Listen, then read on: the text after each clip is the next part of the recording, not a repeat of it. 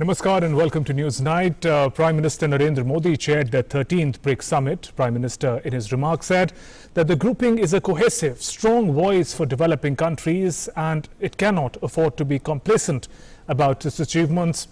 There was special mention about counter-terror cooperation, a sentiment that was also echoed by Russian President Vladimir Putin in the context of Afghanistan. In fact, New Delhi declaration has also been released. Our special focus on BRICS summit tonight. It was history in the making for India's defense capability. For the very first time, a national highway in Rajasthan is used for emergency landing of Indian Air Force aircraft. We also track developments in Afghanistan, Prime Minister Modi's special interaction with India's Paralympic champions. All that and more. First, the top stories. Counter-terrorism action plan adopted at the 13th BRICS summit. Afghanistan situation figures in the Delhi declaration. Emphasis on call for refraining from violence and settling situation by peaceful means. Need to address the humanitarian situation and to uphold human rights emphasized.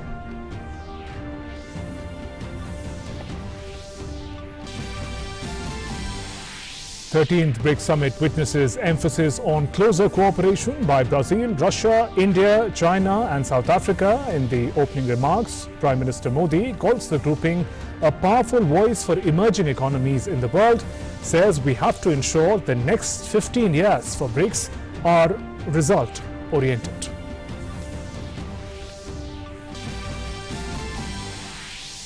Russian President Vladimir Putin raises the issue of Afghanistan, says Afghan soil should not be used for drug trafficking or terrorism.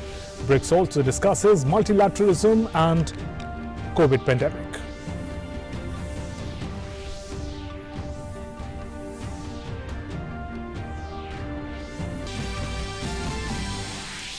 Support for establishing a BRICS integrated early warning system for preventing mass infectious diseases risks expressed. Cooperation on study of origins of SARS-CoV-2 as an important aspect of the fight against the COVID pandemic and objective assessment of safety and efficacy of vaccines by regulators too emphasized. Interior Ministry of New Taliban government attempts to stifle protests, says prior permission needed, including approval of slogans and banners.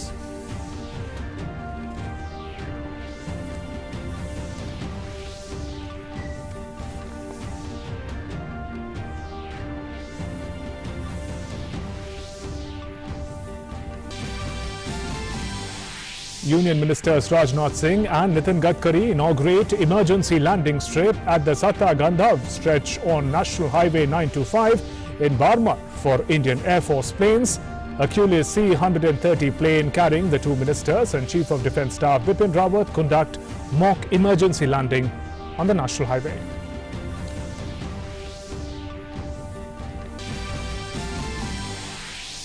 Education Minister Dharmendra Pradhan issues nationwide ranking for higher education institutions. India Rankings 2021, IIT Madras, IISc Bengaluru, All India Institute of Medical Sciences and IIM Ahmedabad among the leading institutions in the country.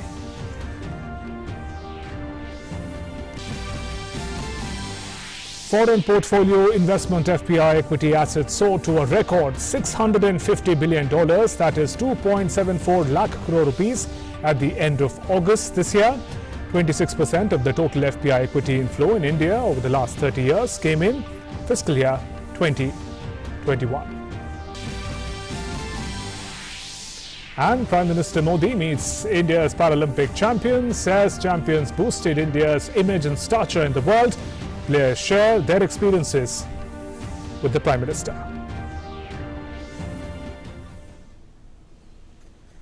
And first up, let's talk about the BRICS summit. Prime Minister Narendra Modi chaired the 13th BRICS summit today. Brazil, Russia, India, China, South Africa grouping is 15 years old. The 13th summit was in a virtual format, the theme being intra-BRICS cooperation for continuity, consolidation and consensus. Prime Minister spoke about the potential of the grouping as a voice for the developing world. Issues concerning Afghanistan, COVID management and multilateralism took the center stage. Your Excellencies, Rashtrapati Putin, Rashtrapati Shri राष्ट्रपति Ramaphosa, राष्ट्रपति Bolsonaro, नमस्कार।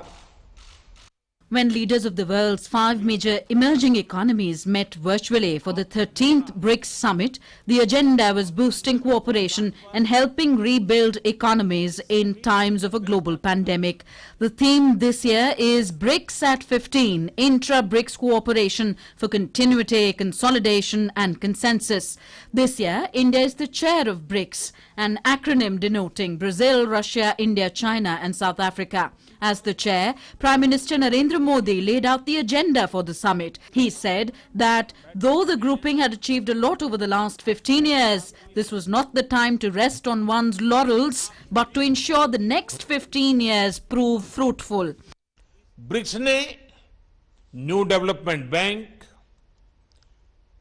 Contingency reserve arrangement और energy research cooperation platform जैसी मजबूत संस्थाओं का सृजन किया है।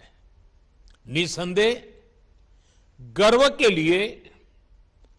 करने के लिए हमारे पास बहुत कुछ है, मगर यह भी महत्वपूर्ण है कि हम आत्मसंतुष्ट न हो और हमें यह सुनिश्चित करना है कि ब्रिक्स अगले 15 वर्षों में और परिणामदायी हो।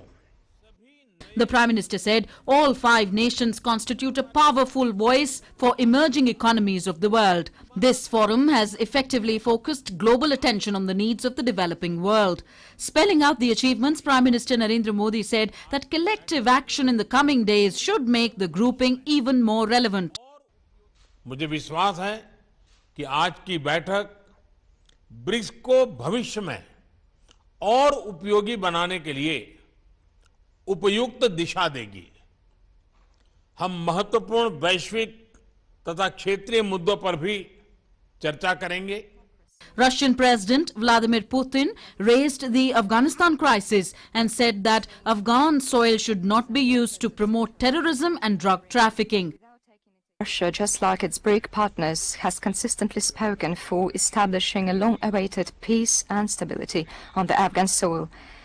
The citizens of this country have fought for decades and deserve to exercise the right of defining what their state will look like on their own.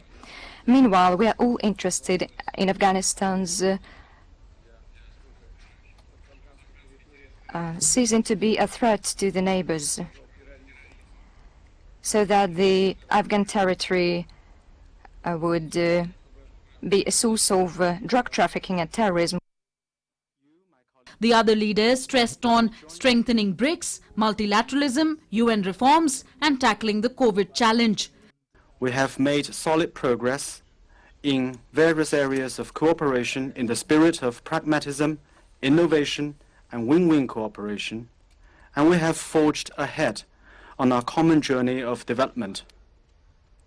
Our 5 countries have supported multilateralism and taken part in global governance in the spirit of equity, justice, and mutual assistance, and we have become an important force on the international stage to be reckoned with. Our cooperation has made progress, especially in the fields of science and technology, energy and healthcare, and above all in efforts to fight the COVID-19 pandemic.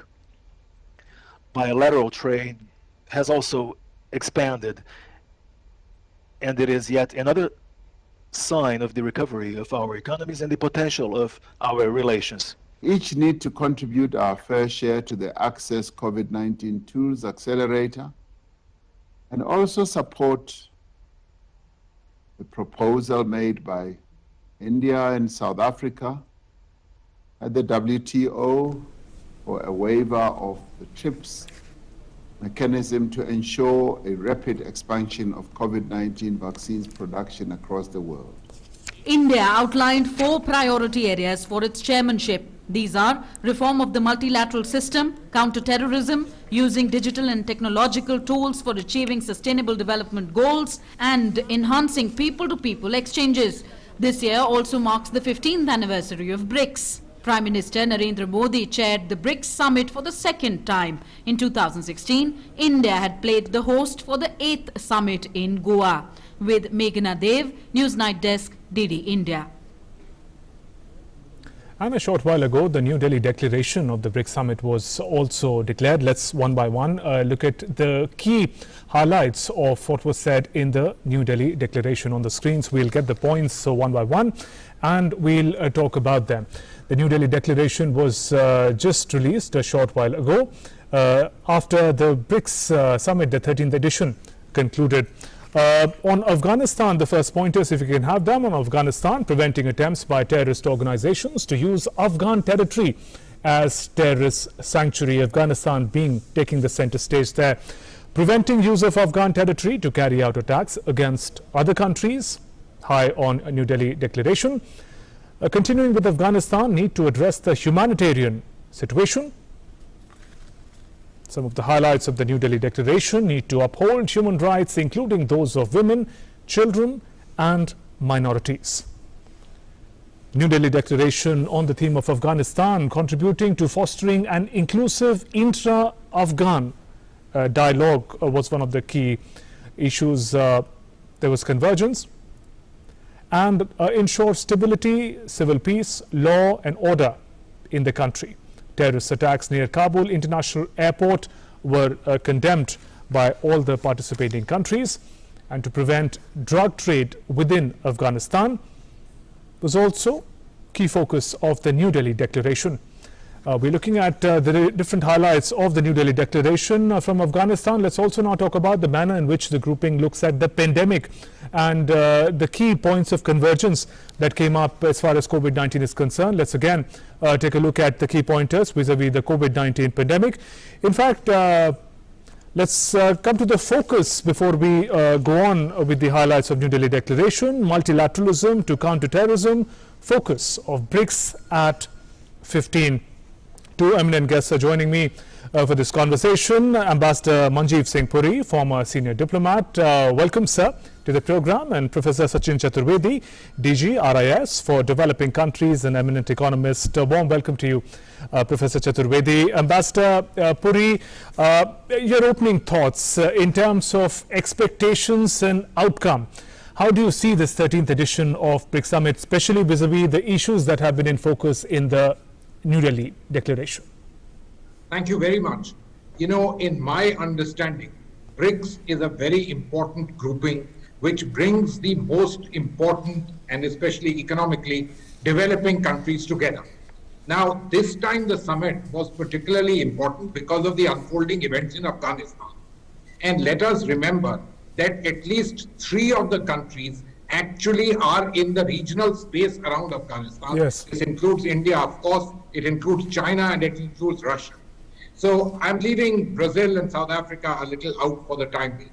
And so rightly, Afghanistan was a major focus, so was the issue of counter-terrorism.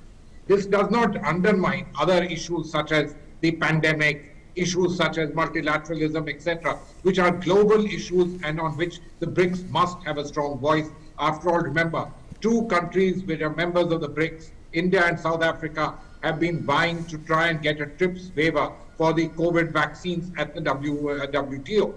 So this particular emphasis on Afghanistan, I think, is particularly timely. This is perhaps the first big major meeting of big players on Afghanistan. Now, as far as we are concerned, there have been concerns on counter-terrorism, what Afghanistan's, the new government, the kind of people who are peopling that particular government, who are there in it, the history of India's experiences with the Taliban-led government, and above all, Pakistani involvement in the constitution of the government. The presence of the Chinese, in my opinion, was particularly important because we all talk about the fact that, in a sense, they provide a kind of cover of patronage to the entire thing of the Pakistani adventurism through and in Afghanistan. The Russian presence is important because, look, good relations with the United States is a sine qua non. But Russia is a very important player in the region, and India's interactions with Russia are particularly important, especially in this particular context of regional peace and security and countering terrorism.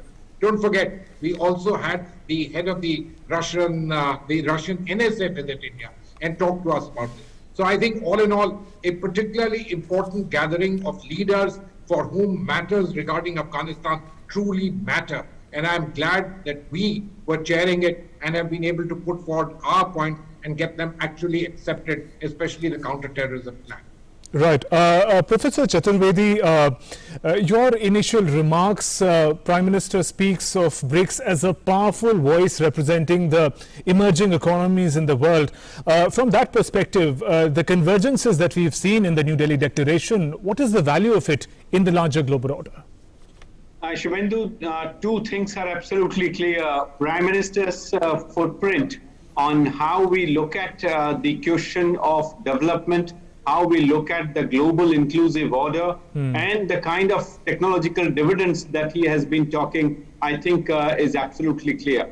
The second point that I want to make is a huge success for our Ministry of External Affairs and the team that has been dealing with BRICS in terms of standing by our idea of continuity, consolidation, and consensus. And there you find that we could push through major success in terms of how issues have moved, whether it is the satellite constellation which had been getting postponed, the customs framework which Prime Minister alluded to, the idea of BRICS agriculture cooperation, the terms of reference for Sherpa, and also the joint statement on multilateralism that is needed. And I think Prime Minister was absolutely right in his address today that we are very proud of the achievements of the BRICS, but there is no time for complacency. We have to be result-oriented, and that's why what Ambassador Manjeev Puri just now said in terms of having the intra-Afghan dialogue, having the efforts for ensuring stability, civil peace, and law and order, particularly upholding human rights and protecting women and children. I think the message is loud and clear, and he's absolutely right that the message is for countries which are supporting from outside to create trouble there. The emphasis by South African President Ramaphosa on livelihoods and global recovery, on sustainable development goals, and the idea of reforms in Security Council, that also reflects India's endeavors all this while. So I think the declaration that has been just released, Shubhendu, I feel is absolutely clear in terms of the kind of priority that India would have seen and would have loved to see in any international declaration, particularly when we are the host. So I suppose it's a great achievement. The idea of P2P, people-to-people cooperation and enhancement of it is again a very, very interesting outcome for which we all have been making efforts. And I think it's a reflection again of the democratic order that we have been emphasizing on, be that in form of civil society connect or think tank connect or the other P2P modalities of engagement. Right. Ambassador Puri, to understand, I mean, it's an optimistic convergence of different ideas that we've seen in the BRICS declaration. But how does national interest work alongside multilateralism? What happens in Afghanistan outside of BRICS? The perspective of India may be different from how China looks at the developments and how it matters to Brazil. So how do these conflicts work out when the different emerging economies come together on a platform like BRICS? Wendo, thank you. This is a great question. So let me say something to you.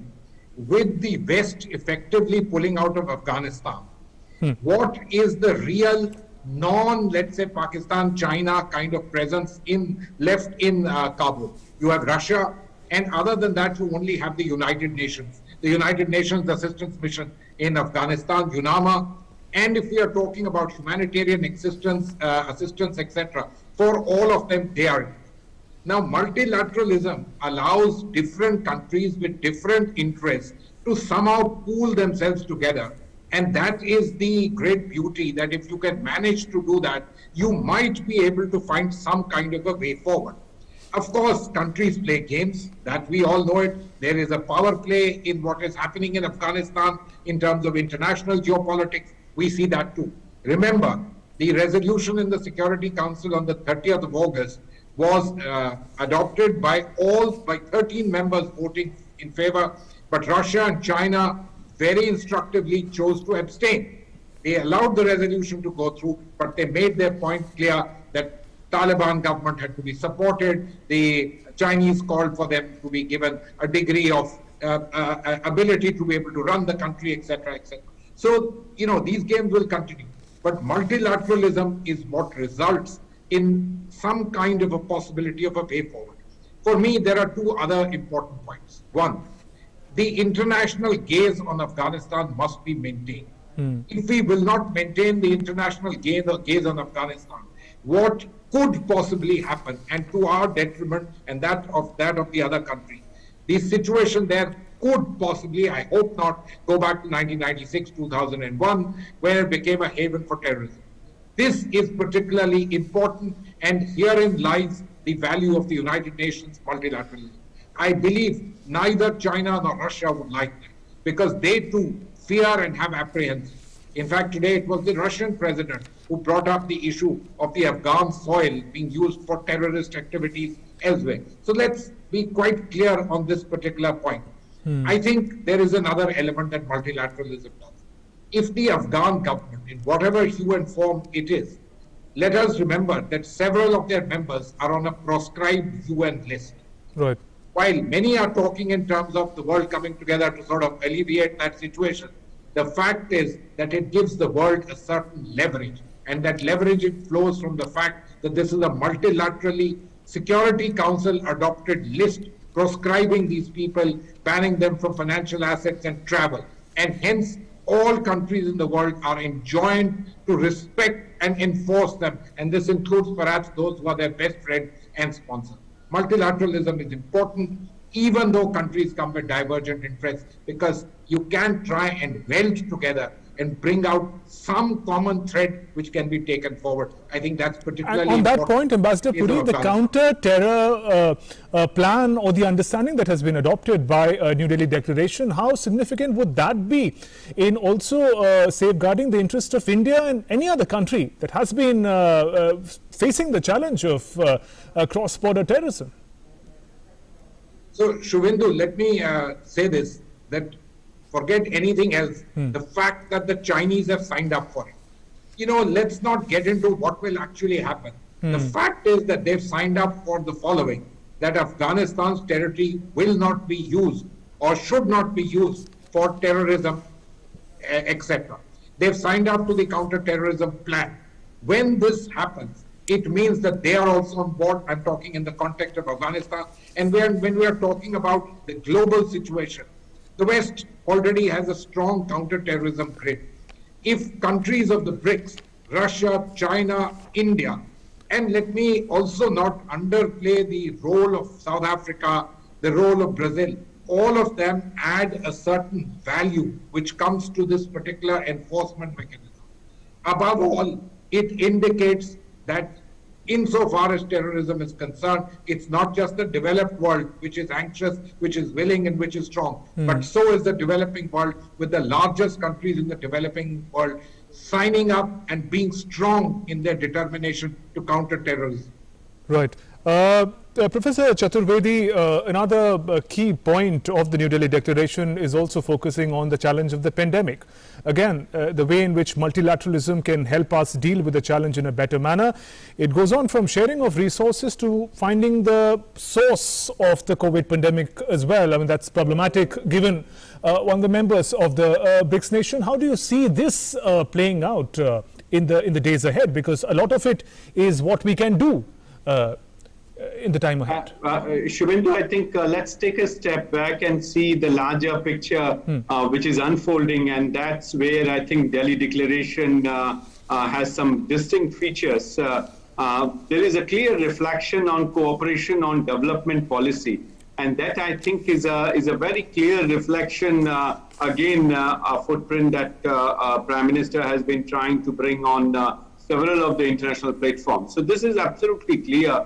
The idea of dedicating our efforts on sort of joint development and research center for vaccines for BRICS, I think is a very important achievement for us. Instead of getting too much into the origin, India has tried to shape the debate more around joint research and delivery, addressing the vaccine inequalities, supporting Africa in their endeavors, and also, as you might have heard, Prime Minister emphasizing on BRICS Alliance for Green Tourism. So you find that more and more of the development process, as I said earlier, the BRICS Agriculture Initiative, the idea of customs cooperation for promoting BRICS trade, are some of the issues on which BRICS has tried to focus on cooperation on development policy. So that has been the singular most important emphasis this time. And as we heard about the immediate crisis that is there in our neighborhood in Afghanistan, the larger effort has been to bring development back on the track, trying to bring countries out of the huge costs that are being incurred on rebuilding. The efforts in terms of reforms of Bretton Woods institutions, particularly the International Monetary Fund, the limited support that they have given out of $650 billion, $375 billion have gone straight away to OECD countries. And the least developed countries have got only $21 billion. So this kind of inequality has got reflection in the overall statement with emphasis on development. So I think Delhi Declaration today stands for development. It stands for collective gain. And I think it also emphasizes in terms of how BRICS collectively can take the idea forward. Right. On that note, Professor Sachin Chaturvedi, Ambassador Manjeev Singh Puri, thanks very much for joining us on Newsnight and sharing your perspective. And even as terrorism remained the key focus of the summit level BRICS meet, developments out of Afghanistan point towards return to the Taliban rule that was seen 2 decades ago, even as the new interim government in the country continues efforts to reassure the world that that's not entirely true. Here's a wrap of what's happening around the Afghanistan conundrum. Images of 2 Afghan journalists left with ugly welts and bruises after being beaten and detained for hours by Taliban fighters for covering a protest in the Afghan capital leave the world shocked.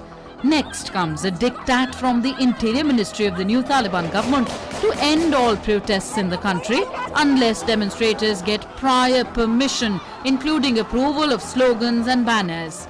In the words of the ministry's statement, it is announced to all citizens not to attempt at the present time to hold any demonstrations under any name whatsoever. While putting down protests, Afghanistan's acting Prime Minister Mullah Muhammad Hassan Akhund has appealed to former officials of past governments to return to the country and assured them full protection, saying the period of bloodbath is over and they face a humongous task to rebuild the war-ravaged nation. As an immediate neighbor of Afghanistan with long-standing historical linkages, India has one of the highest stakes in the developments in the war-torn country. Minister of State for External Affairs Meenakshi Lekhia said, highlighting that the $3 billion Indian investment in different welfare projects was aimed for the benefit of the Afghan people. Lekhia added, India's contributions for the people of Afghanistan, having executed development and welfare projects across all of its 34 provinces, was all aimed for the benefit of its people.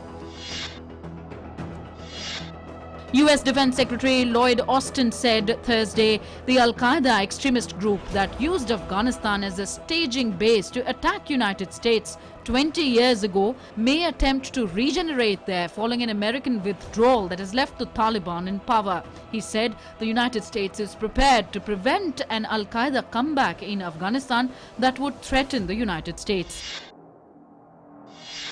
A US lawmaker, Adam Kinzinger, has sought sanctions against Pakistan for reportedly aiding the Taliban offensive in Panjshir. If confirmed, not only must we cut off all aid, we must enact sanctions. Pakistan is now showing what they lied about for years. They created and protected the Taliban.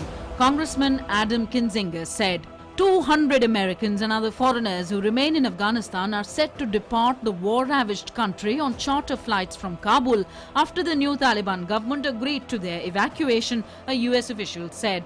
The departures will be among the first international flights to take off from Kabul airport since the Islamist militia seized the capital in mid-August, triggering the chaotic US-led evacuation of 124,000 foreigners and at-risk Afghans. President of the International Committee of the Red Cross, ICRC, Peter Maurer, has said Afghanistan needs more humanitarian support, stressing that people are suffering from psychological and physical harm. He confirmed ICRC is engaging with the country's new Taliban leadership at the end of a 4-day trip to Afghanistan, where he met Taliban leaders, including Mullah Abdul. And the new dark phase for education of youth in Afghanistan appears to have begun, as the new education minister himself talks about the irrelevance of higher education in the Afghan society. Instead of educational curriculum, there is greater emphasis on gender segregation in classroom. This even while civilian protests, many led by women, continue in the fragile, war-torn country. Future of women and students remains uncertain in the Taliban-ruled Afghanistan. Shortly after being named as Afghanistan's education minister, Taliban leader Sheikh Maulvi Nurullah Munir questioned the relevance of higher education, saying no PhD degree or master's degree is valuable today. Afghan students returning to university classrooms this week also say they are confused by the changes made to the educational system after the Taliban takeover. The changes in the educational system are not clear yet, but the Ministry of Higher Education has given some instructions to both state and private universities to implement them. With the new restrictions, they are trying to take us back to previous decades because they brought many restrictions that only apply to girls.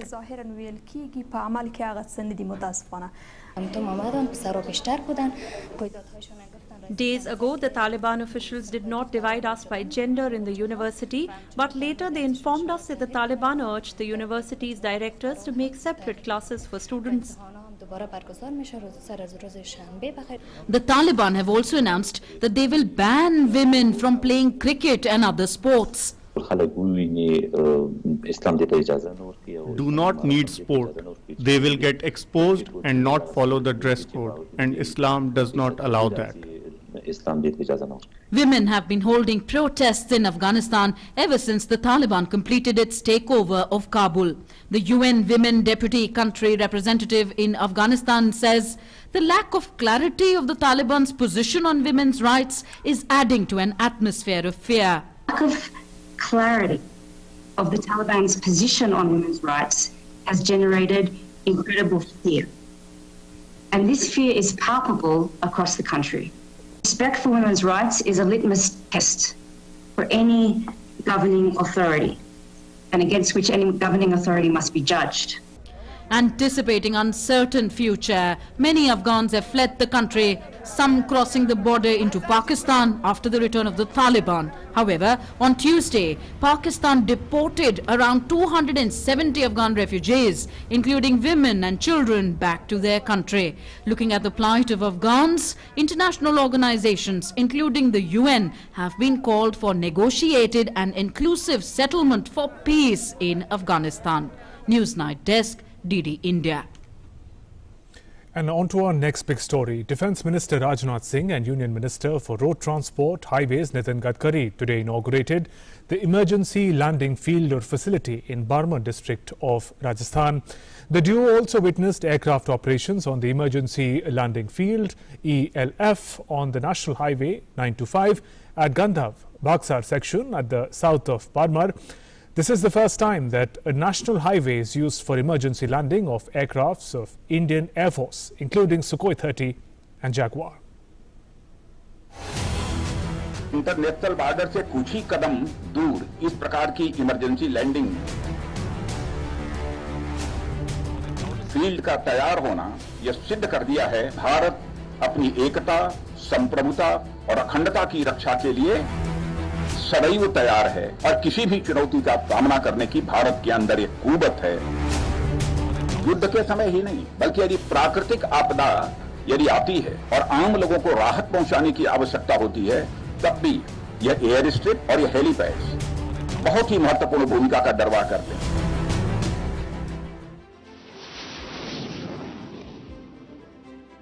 For the very first time, a national highway is used for emergency landing of the Indian Air Force aircraft. Defence Minister Rajnath Singh and Union Minister for Road Transport and Highways Nitin Gadkari inaugurated the emergency landing field in Bardmer district of Rajasthan. A Hercules C-130J plane of the IAF carrying the two ministers and Chief of Defence Staff Bipin Rawat conducted a mock emergency landing on the national highway. The duo also witnessed aircraft operations on emergency landing field on National Highway 925 at Gandhav Bakhasar section at south of Bardmer. 3 helipads भी बगल में आपने तैयार कराए हैं, कुंदनपुरा, सिंघानिया और ये बखासर, और यह इमरजेंसी लैंडिंग फील्ड और 3 हेलीपैड्स जो तैयार हुए हैं, मैं समझता हूं कि युद्ध के समय ही नहीं, बल्कि यदि प्राकृतिक आपदा यदि आती है और आम लोगों को राहत पहुंचाने की आवश्यकता होती है, तब भी यह एयर स्ट्रिप और यह हेलीपैड्स बहुत ही महत्वपूर्ण भूमिका का निर्वाह करते हैं। प्रधानमंत्री जी के यहाँ प्रेजेंटेशन करते समय इस प्रकार का सुझाव उनके सामने रखा था। तब हमारे विभाग ने भी कहा था कि ये हमारा मैंडेट नहीं है। ये भारतमाला परियोजना के तहत करीब 45 करोड़ की लागत से 3 किलोमीटर लंबी एयर स्ट्रिप हमने तैयार की है। तो हम लगातार इनोवेशन और रिसर्च के द्वारा नए नए प्रयोग करते हैं, क्योंकि innovation, entrepreneurship, science, technology, research, skill and successful practices, we name it as a knowledge, and conversion of knowledge into wealth is the future for the country. NH 925 is India's first national highway to be used for emergency landing of IAF aircraft. Sukhoi 30 Mark 1 fighter jet also conducted a mock emergency landing at the ELF. Jaguar aircraft participated in the aerial display alongside Sukhoi 30. AN-32 military transport aircraft and Mi-17 V5 helicopter of the Indian Air Force also landed at the ELF, showing its complete operational readiness to act as an auxiliary military air base. Rajnath Singh commended the role of public-private partnership in completing the construction in 19 months despite COVID challenges. Covid के बावजूद, जबकि सारा हिंदुस्तान कुछ समय के लिए रुक गया था, सारे कामकाज ठप पड़ गए थे, उन प्रतिकूल परिस्थितियों में भी 19 माह के अंदर इसे तैयार करना, इसके लिए जितने भी प्रशंसा की जाए सचमुच वह कम है। The NHAI has developed the 3-kilometer section as an ELF for Indian Air Force. It is part of the newly developed 2-lane paved shoulder of Gagaria, Bhakasar and Sata Gandhav section, having total length of 196.97 kilometers and costing 765.52 crore rupees under the Bharatmala Pariyojana. The work commenced in July 2019 and was completed in January 2021.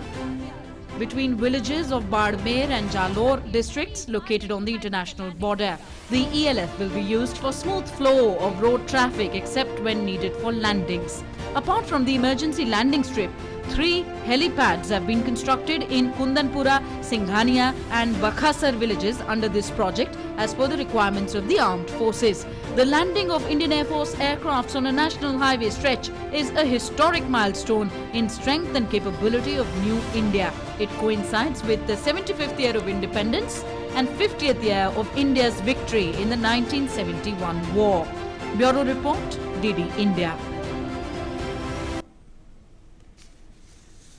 Moving on, foreign portfolio investment FPI equity assets soared to a record $650 billion at the end of August this year. Moreover, 26% of the total FPI equity inflow in the country over the last 30 years came in 2020 to 21. This was despite the COVID pandemic, leading to a countrywide shutdown of businesses and economic activities, reflecting the confidence of foreign investors in the fundamentals of Indian economy. More in this report. India emerged as one of the most favoured destinations for investment, as more than a quarter, that is 26% of the total FPI equity foreign portfolio investment inflow in India over the last 30 years came in 2020-21. Data from the National Securities Depository Limited, NSDL, showed FPI equity assets soared to a record $650 billion at the end of August this year. FPI assets were $255 billion in the year-ago period, and this 26% of growth has been attributed to the rally in domestic equity markets and sustained inflows over the past 12 months. FPIs accounted for nearly 1/5 of India's market capitalization of over $3.5 trillion in August. Further, the Department of Economic Affairs of the Finance Ministry released the monthly economic review for August on Thursday. The report said that a broad-based rebound in several leading macroeconomic indicators in July and August offer bright prospects for India's continued economic recovery. According to the report, India's resilient V-shaped economic recovery remains intact, with more than 90% recovery made from the pre-pandemic first quarter output of 2019-20. Agriculture sector continues to offer comfortable prospects, with Kharif sowing at normal levels despite a 9% deficient monsoon so far this year. India's PMI composite index, including both manufacturing and services, is comfortably placed at 55.4, signaling commencement of economic expansion. Industrial sector registers a growth of 46%, while mining recorded 18.6% growth. Consumption grew by 13.8%, investment by 55.3%, exports grew by 49.1%, while imports rose by 60.2%. Observing that the robust recovery in tax collections augurs well for the government to provide the required budgeted support for the economy, the report said the recent decision to repeal the retrospective tax law introduced in 2012 further reflects NDA government's commitment towards providing a stable and predictable tax regime for all stakeholders. Newsnight Desk, DD India. And Prime Minister Narendra Modi has praised the indomitable spirit and willpower of Indian sports contingent who won laurels for the country at the Tokyo Paralympics. Prime Minister said the performance of players is praiseworthy in the light of insurmountable odds that the para-athletes have overcome in their lives. Prime Minister hosted the Indian contingent of Tokyo 2020 Paralympic Games at his residence on Thursday. Here's more. Prime Minister Narendra Modi hosted the Indian contingent of Tokyo 2020 Paralympic Games at his residence on Thursday. The contingent included para-athletes as well as coaches. Prime Minister also had a candid and informal interaction with the entire contingent. PM congratulated the para-athletes for their historic performance at the recently concluded Games in Tokyo. During his interaction with the para-athletes, PM Modi noted that their achievement will significantly boost the morale of the entire sporting community in the country, and budding sportspersons will feel encouraged to come forward to take up sports. Their performance has led to awareness about sports increasing leaps and bounds. The Prime Minister especially praised the indomitable spirit and willpower of the contingent, boosting the morale of those who couldn't achieve a podium finish. Prime Minister said the performance is praiseworthy in light of the insurmountable odds that the para-athletes have to overcome in their lives. A true sportsperson does not get bogged down by defeat or victory and keeps on moving forward. They are ambassadors of the country, and they have increased the prestige of the nation on the world stage through their remarkable performance. Prime Minister said that through their tapasya, purusharth and parakaram, the para-athletes have changed the way people look at them. In this period of celebration of Azadi Ka Amrit Mahotsav, they should identify a few areas outside of the world of sports and explore how they can motivate people and help bring change. Union Minister for Youth Affairs and Sports Anurag Singh Thakur expressed gratitude to Prime Minister Narendra Modi for his constant support and encouragement towards India's Paralympians. In a tweet, the Sports Minister said, "Thank you, Prime Minister Narendra Modi ji, for your unflinching encouragement towards India's Paralympians. This is building momentum towards transforming India into a sporting powerhouse." The para-athletes thanked the Prime Minister for constant guidance, motivation and supporting throughout their endeavour and said that the athletes of other countries were amazed when they came to know that Indian compatriots received congratulatory phone calls from the Prime Minister. Expressing gratitude towards Prime Minister Narendra Modi for providing constant support to para-athletes, shuttler Manoj Sarkar, who won a bronze medal in the men's singles SL3 event at the Tokyo 2020 Paralympic Games, took to Twitter and said, "I would like to thank our Honourable Prime Minister of India Narendra Modi ji and the Government of India for recognizing and appreciating the talents of the para-athletes. We look forward to continued support and work towards achieving greater heights." After personally meeting and interacting with PM Modi in the felicitation ceremony, gold medalist in the men's badminton singles SH6 event, Krishna Nagar, in a tweet said, "It's been a privilege meeting Narendra Modi ji, Honourable Prime Minister of India. Really grateful for his encouraging words and the support extended by the Government of India to us.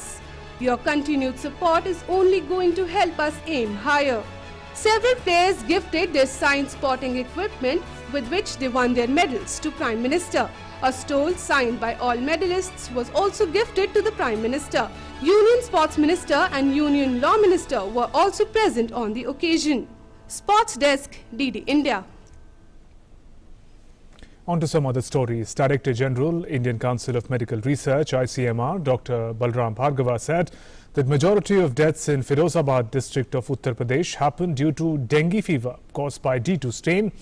ICMR Director General urged people to take precautions against mosquitoes and follow measures that can prevent breeding of mosquitoes in the areas. UP में जो हुआ है अभी फिरोज़ाबाद में और मथुरा में और आगरा में भी देखा गया है, उसको क्लियरली ये पता चला गया है कि ये डेंगू फीवर है और D2, जिसे डेंगू वेरिएंट सेरोलॉजी में D2 है, जिसमें हेमरेजिक भी होता है, जिसकी वजह से बहुत जानलेवा टाइप का होता है, डॉक्टर साहब ने बताया भी, जिसमें फ्लूइड्स का और प्लेटलेट्स का, कई में प्लेटलेट्स ड्रॉप भी करती हैं, तो वही पाया गया है कि ये D2 डेंगू था, जिसकी वजह से ये प्रॉब्लम थी। तो इसमें जैसे बताया है कि मच्छरों को पनपने ना दें, पानी को इकट्ठा कहीं पे रहने ना दें जिससे मच्छर उसमें पनपे या उनके लार्वा ग्रो करें, तो वो सब एहतियात रखना बहुत ज़रूरी है। और ये मानसून सीजन में ज़्यादा होता है, तो इसलिए हम लोग को केयरफुल रहना ज़रूरी है। Meanwhile, India's cumulative vaccination coverage for COVID has crossed 72 crore landmark milestone. More than 59 lakh vaccine doses were administered till 7 p.m. today. Ministry of Health has said our public health response to COVID must be guided by the fact that although the cases are declining, the second wave is not over. More than 43,000 cases were reported in the last 24 hours. Over 68% of those cases in last week were reported from Kerala. पिछले 24 घंटे में देश में 43,000 से कुछ ज़्यादा cases report हुए। 43,263 cases have been reported in the last 24 hours. उनमें से लगभग 32,000 से कुछ अधिक केसेस केरला से रिपोर्ट हुए।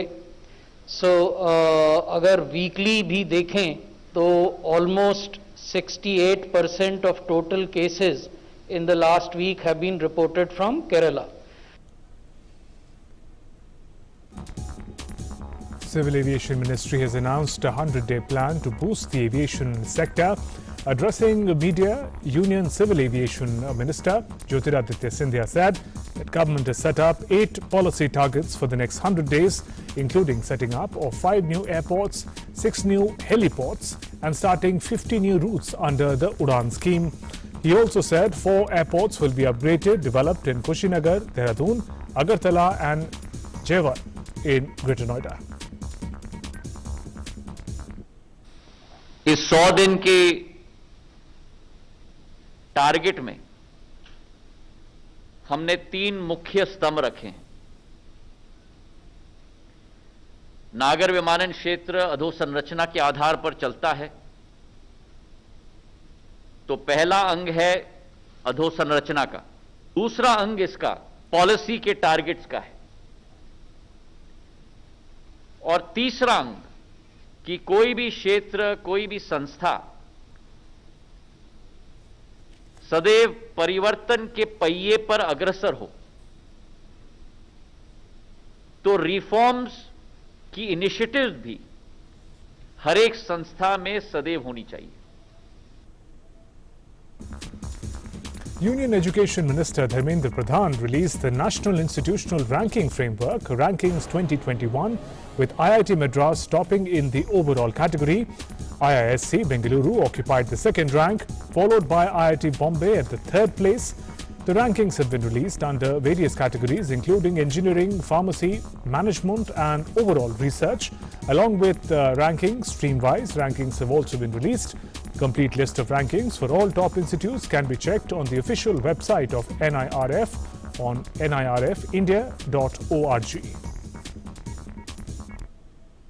When Prime Minister Modi took charge as a quality conscious leader, as a visionary leader, he advised the education sector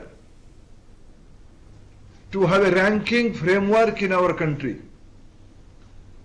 Though we have some accreditation mechanism, accreditation architect, regulatory architect, though it was late, but at a timely step, Prime Minister took this decision, advised the education sector since 2016.